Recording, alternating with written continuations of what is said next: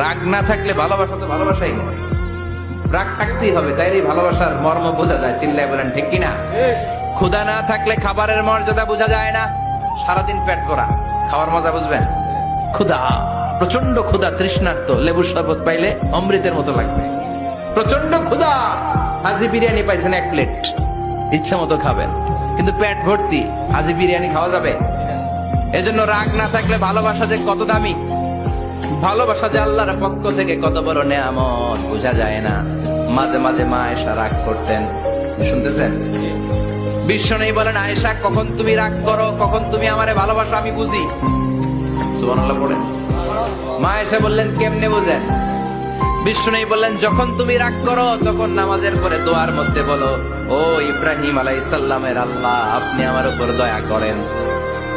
তার মানে তুমি রাগ করে আছো, আমার নাম নাও নাই। আর যখন আমার উপর খুশি থাকো নামাজের পরে দোয়াতে বলো, মুহাম্মদ সাল্লাল্লাহু আলাইহি ওয়াসাল্লামের আল্লাহ, আপনি আমাদের উপর রহমত করে। তার মানে খুশির সময় তুমি আমার নাম নাও, রেগে গেলে অন্য নবী দিয়ে দোয়া সাইরা দাও, রেগে গেলে আমার নামটা নাও না। মা এসে বলে, নবী গো, আমি তো শুধু নামটাই মুখ দিয়ে নেই না, কিন্তু কলিজা থেকে তো আপনারে বাদ দিতে পারি না।